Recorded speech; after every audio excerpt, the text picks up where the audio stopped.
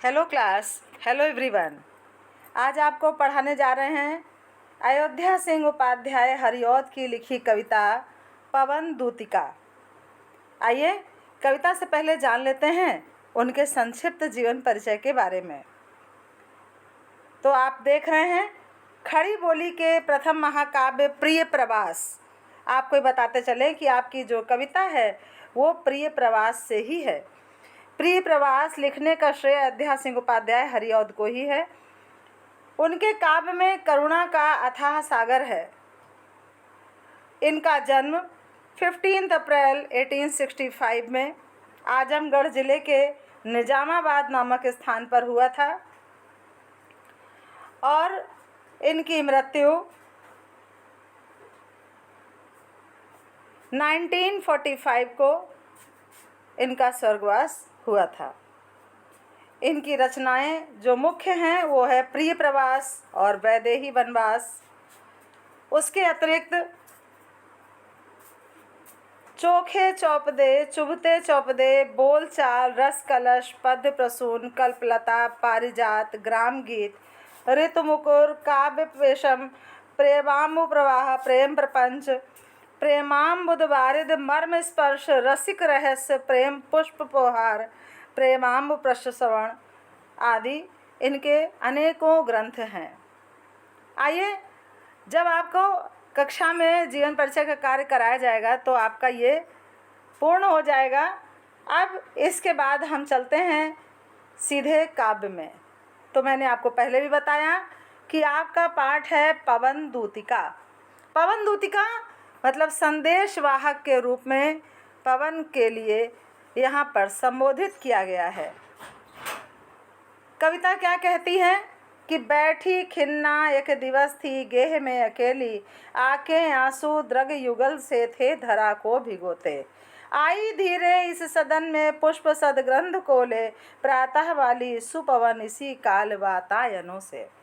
बैठी खिन्ना, यहाँ पर कवि ने जो विरहिणी है राधा के रूप को प्रस्तुत करते हुए कहा है कि बैठी खिन्ना एक दिन दुखी होकर, उदास होकर अपने गेह माने भवन में, घर में अकेली बैठी थी। आके आंसू द्रग युगल, द्रग माने नेत्र, आंसू युगल माने दोनों नेत्रों से उनके आंसू बह रहे थे। इतना तीव्र गति से बह रहे थे कि धरा को थे भिगोते, जो धरती तक को भिगो रहे थे।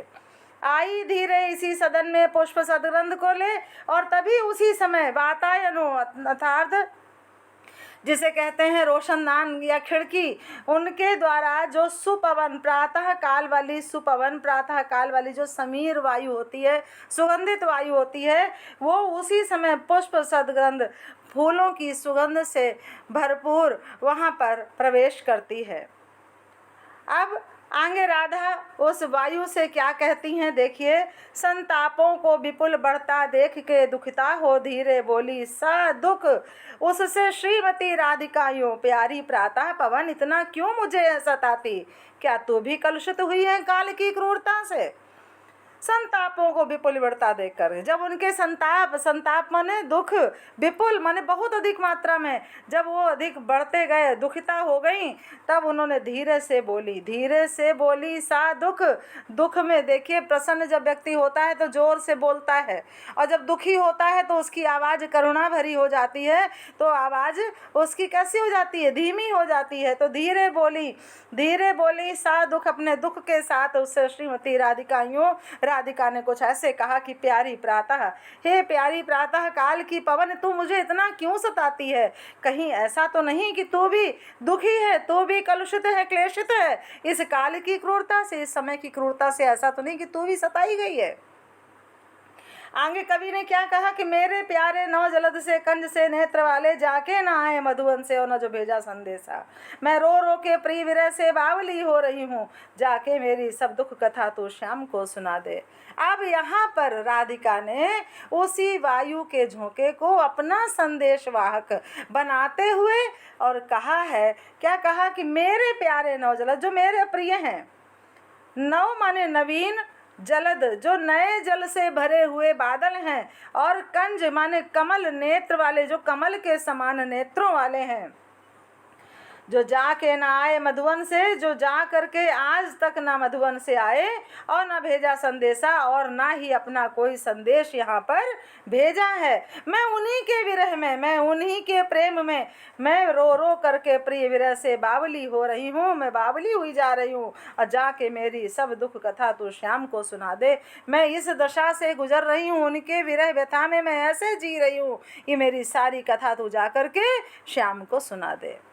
आइए चलिए आगे देखते हैं, आगे कवि ने क्या कहा है कि ज्यों ही मेरा भवन तज तू अल्प कुछ आगे बढ़ेगी, शोभा वाली सुखद किंतु कितनी मंजु कुंजे मिलेंगी, और प्यारी छाया मृदुल स्वर से मोह लेंगी तुझे वे, तो भी मेरा दुख लख वहाँ जाना विश्राम लेना।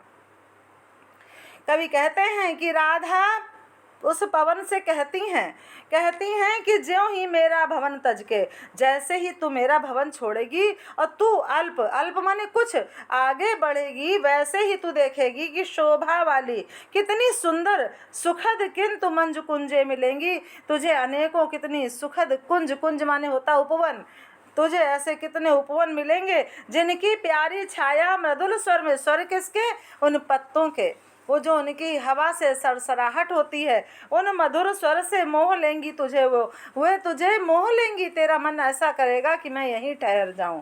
लेकिन तो मेरा दुख लग के, तब भी तुम मेरा वहाँ पर दुख देख करके वहाँ जाना, विश्राम लेना, वहाँ पर तुम्हें ठहरना नहीं है, अभी और आगे जाना है।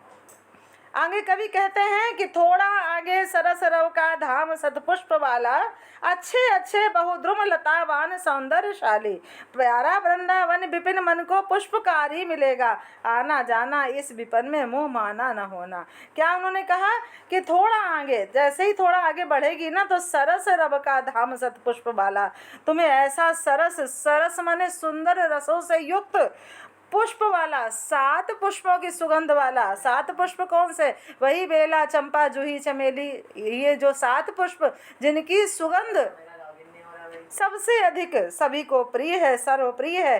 अच्छे अच्छे बहुद्रुम, तुम्हें बहुत अच्छे अच्छे, बहु माने अनेकों, द्रुम माने वृक्ष, लतावान लताओं से घेरे हुए सौंदर्यशाली, अत्यंत सुंदर तुम्हें वहाँ पर दिखाई देंगे। प्यारा वृंदा विपिन, वृंदा माने तुलसी और विपिन माने वन, तुम्हें प्यारा तुलसी वन मिलेगा जो मन को तुम्हारे मुग्धकारी, जो तुम्हारे मन को मोह लेगा। आना जाना इस विपिन से मोह माना न होना, तुम्हारा इस विपिन से, इस वन से आना जाना तो लगा रहेगा, लेकिन तुम यहाँ पर अपना मन न लगाना, तुम्हें अभी और आगे बढ़ना है। फिर कवि कहते हैं कि जाते जाते अगर पथ में क्लांता कोई दिखावे, तो जाके सन्निकट उसकी क्लांतियों को मिटाना, धीरे धीरे परस करके गात उत्ताप खोना, और सदग्रंथों से श्रमित जन को हर्षितों सा बनाना। अब यहाँ पर कह रही है कि तू तो वायु है, तू तो पवन का झोंका है, तेरा तो धर्म सबसे पहले है कि तू लोगों की थकान को मिटा दे, तू उनको शांति दे दे, तो तेरा जो ये कर्म है वो तो तू करेगी ही। तो कहा कि जाते जाते अगर पथ में क्लांता कोई दिखावे, अगर तुम्हें तुम्हारे मार्ग में कोई इतना थका हुआ, कोई उदास दिखाई दे जाए, तो जाके सन्निकट, तो उसके पास जाना और उसकी क्लांतियों को मिटाना, उसके दुख व अवसाद को उसके मिटा देना। धीरे धीरे परस करके और अपने वायु के झोंके परस करके गात उत्ताप खोना, उसके शरीर, गात माने शरीर, उत्ताप माने उसकी जो गर्मी है उसको तुम दूर कर देना, उसके ताप को दूर कर देना। और सदग्रंथों से जो तुम्हारे सुगंध है, सदग्रंथों से वो जो तुम्हारी सुगंध है, उससे जाकर के उस श्रमित जन को, उस परिश्रमी को हर्षितों सा बनाना, प्रसन्न मन वाला बना देना। आगे कवि क्या कहते हैं कि लज्जाशीला पथिक महिला जो कहीं दृष्टि आए, होने देना विकृत वसना सो तो ना सुंदरी को, और जो थोड़ी सी श्रमित वह हो गोद में शांति खोना, होठों की और कमल मुख की म्याल नाय मिटाना। लज्जाशीला, यदि तुम्हें कोई लज्जाशीला मतलब कोई ऐसी स्त्री दिख जाए जो अपने मुख को अपने आंचल से ढके हो, कोई लज्जाशीला हो, पथिक हो, महिला हो, कहीं तुझे ऐसी दिख जाए तो होने देना विकृत वसना को, तो अपने वायु के वेग को थोड़ा कम कर लेना, क्योंकि उसके अगर तुम कम नहीं करोगे तो उसके जो वसन माने वस्त्र उसने जो धारण कर रखे वे विकृत हो जाएंगे, उसका रूप बिगड़ जाएगा। सो तो ऐसा मत करना, और ना तो उस सुंदरी को, उसको विकृत मत करना उस सुंदरी को। और थोड़ी से जो श्रमित हुए गोद में ले शांत हो ना, अगर तुम्हें बहुत थकी हुई दिखाई दे रही हो तो उसे शांत मन से उसे अपने गोद में ले लेना।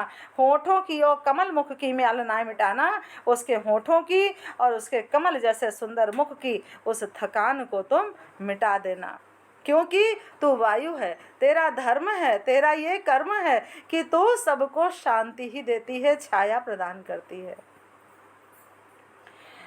तो आगे देखा आपने कि इस पाठ में कवि ने अपने पद के माध्यम से राधा वायु से, पवन से कैसे कैसे उसे संदेश देना चाहती हैं, और किस तरह से उसको अपना संदेश वाहक बनाकर श्री कृष्ण के पास, अपने श्याम के पास भेजने के लिए तत्पर हैं।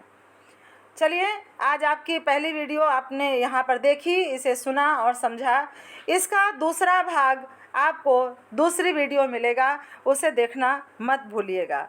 Okay class, thank you everyone.